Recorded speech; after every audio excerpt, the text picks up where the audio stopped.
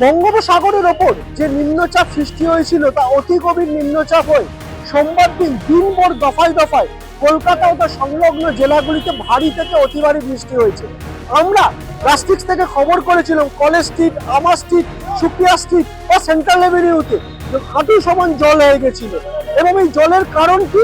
এই যে high drain গুলো রয়েছে, আমি চিত্র সাংবাদিক বিশ্বজিৎ দেওয়ানজিকে দেখাতে বলবো, এই হাই ড্রেন গুলো জাম্প হয়ে গেছিল।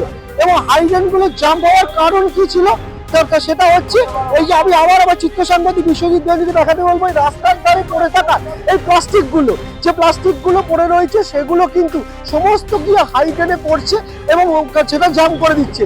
এই মুহূর্তে আজকে মঙ্গলবার বৃষ্টির প্রকোপ একটু কমেছে এবং এই যে কর্পোরেশনের তরফ থেকে স্কোয়ার ক্লিন গাড়ি নিয়ে আসা হয়েছে প্রায় খানচারে। এইটা এখন সেন্ট্রাল এভিনিউর ওপর নিয়ে আসা হয়েছে। সেন্ট্রাল এভিনিউর বাইরেও কিন্তু অনেক জায়গায় একইভাবে ক্লিনিং করা হচ্ছে। আমার সাথে সুপারভাইজার রয়েছে, কথা বলবো। দাদা, কালকে তো প্রচুর বৃষ্টি হয়েছে, জল জমে গেছে, আর আজকে আপনারা রাস্তায় নেমেছেন যাতে আর জল না জমে সেটা পরিষ্কার করা হচ্ছে। পরিষ্কার করতে গিয়ে আপনারা কি দেখলেন? এই তো পরিষ্কার করেছি, দেখুন এটা কত সুন্দর পরিষ্কার হয়ে যাচ্ছে, কিছুও নেই, একটু এর মধ্যে মাটি নেই বা কোনো প্লাস্টিক নেই। এই এরকম যে প্লাস্টিক গুলো পড়ছে এর জন্য তো জ্যাম হচ্ছে, রোজ রোজ প্লাস্টিক পড়ছে। আমরা বলে যাচ্ছি তবুও কেউ শুনছে না।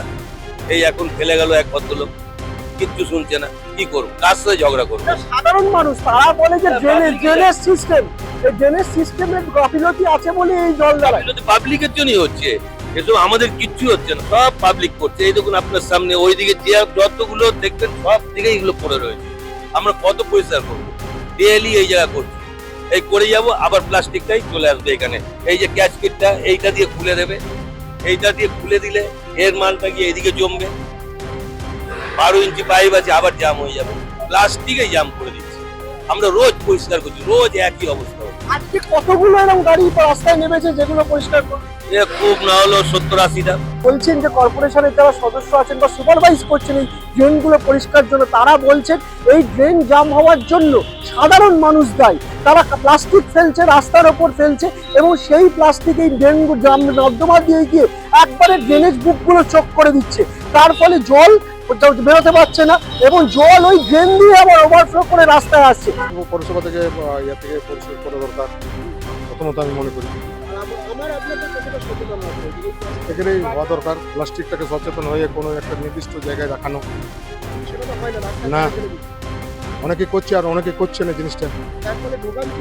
হ্যাঁ, আমরা নিজেরা জনগণ ভোগান্তি হচ্ছে, এটা প্রত্যেকেই সচেতন হওয়া দরকার। বিশ্বজিৎ দেওয়ানজির সঙ্গে অরুণাভ ঘোষ, রাস্টেক্স।